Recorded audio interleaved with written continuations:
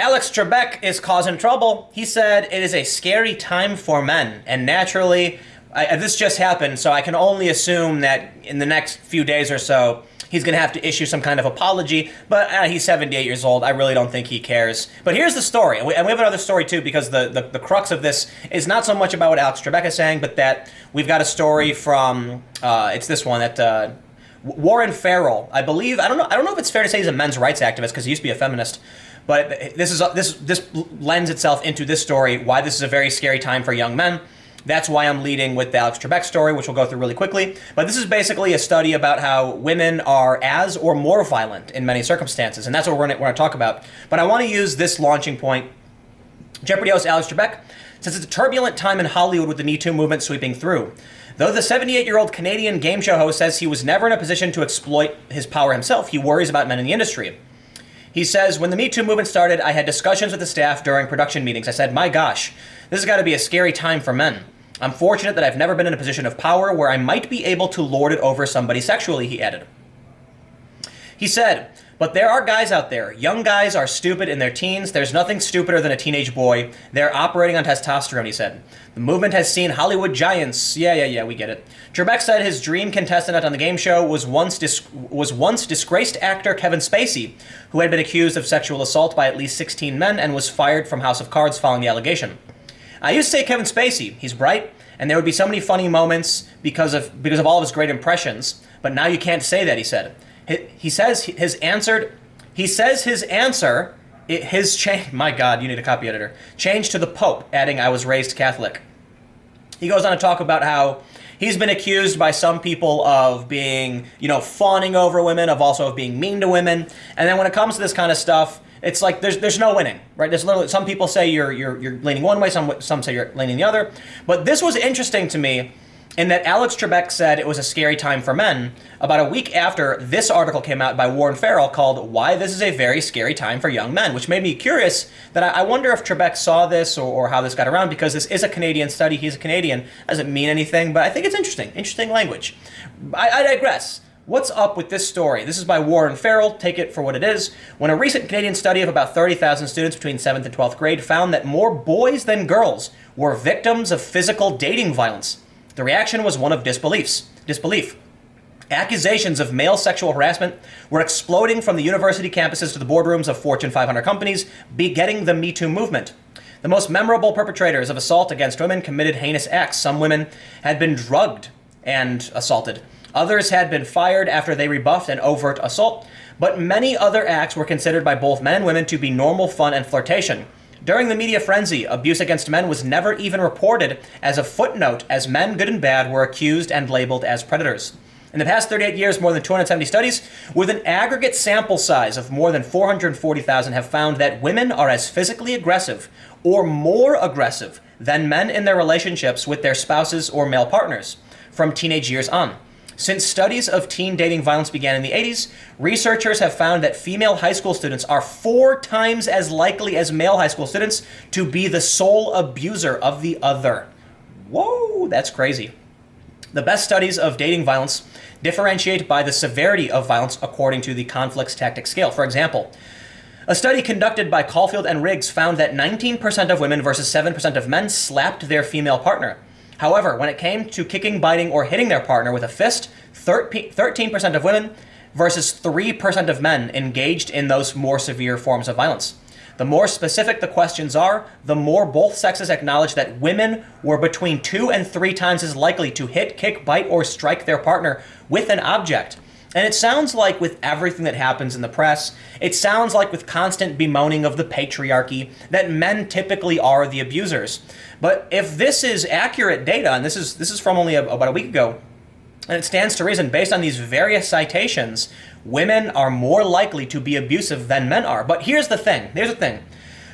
Often, I think the reason why we focus on what people call far-right terror and why they focus on like male abuse is that men are stronger, and it's an issue of severity, right? So when someone goes up and commits an atrocity at a synagogue and harms many people, like, ending their lives, then we focus on that on a national scale. We're more likely to see it. But even though, on the left, you have more instances of low-level terror and violence where they will beat and concuss and, put people in the hospital, but not, end their lives. When it comes to domestic violence, typically, I think the reason we're more likely to hear about men is because a guy can do a lot more damage with a single punch than a woman can. And it's funny because apparently that's a controversial statement too, because now you've got, third or fourth wave feminists or whatever saying that men and women are equally physically as strong, but they're only conditioned not to be, which is just not true. Men are bigger, men are stronger, plain and simple. And so you might not hear about a guy getting slapped around because, for one, he's probably not going to say anything. Maybe he's embarrassed. Maybe he wasn't hurt that bad. I think those are the core reasons.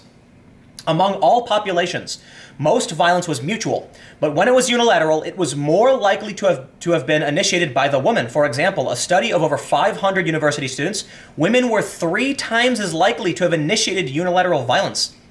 Yet these studies have rarely made headlines. Instead, as we watch on TV the tears of only a female victim, it breaks our heart and thus catalyzes our empathy for female victims and our anger at male perpetrators. In contrast, the teenage males do not go on TV and report the humiliation they experienced. The Huffington Post recently updated a story about male victims of assault at Brown University.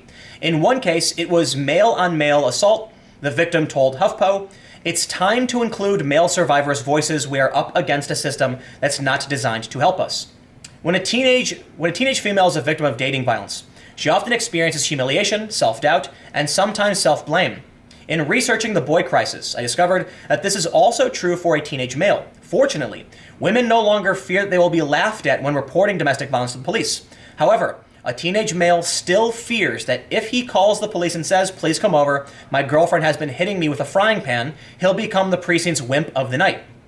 Men are fair game in today's media culture. They are mocked, disparaged, and humiliated by advertisers and in sitcoms routinely.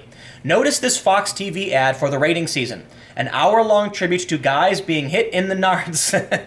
Notice a tribute to violence against males instead of being condemned. It's ranked as the world's funniest.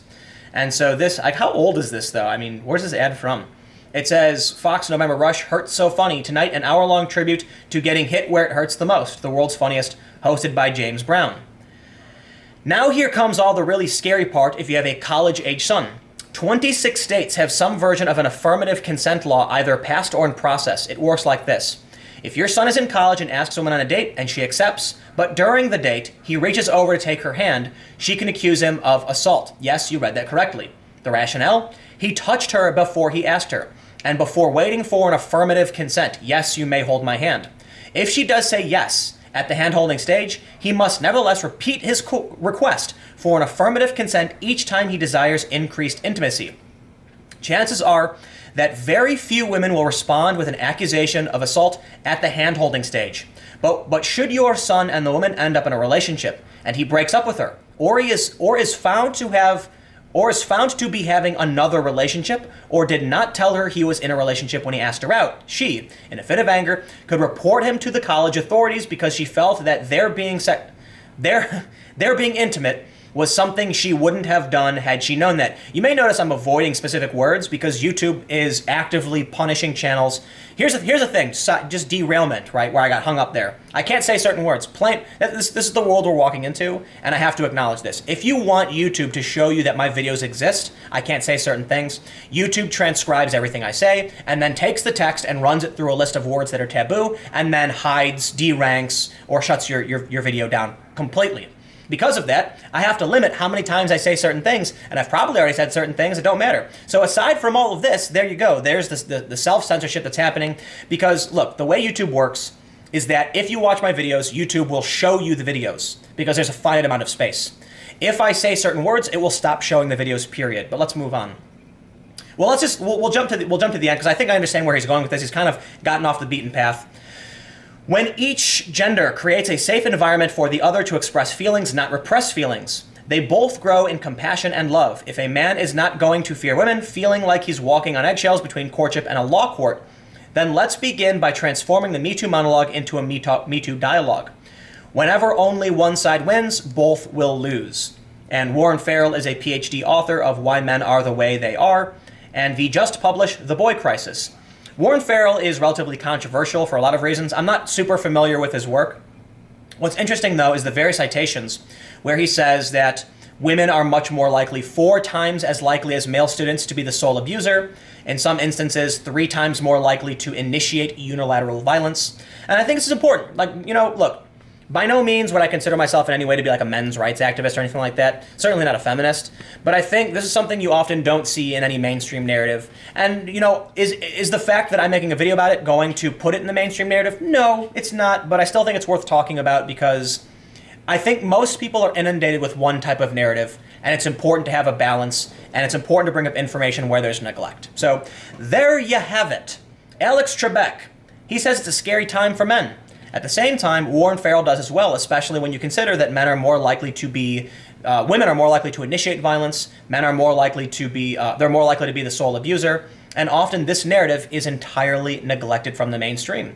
Until we talk about that, we can't really have equality. I think there are certain elements among the far left that want to suppress this kind of talk, because the reality is no one's innocent, right? And finding true equality is very difficult, if maybe not even possible. But speaking of equality, I've got one more video coming up. Apparently Doctor Who, the new season, isn't doing too well. But let's see the story and see if this is legitimate or just fake tabloid nonsense.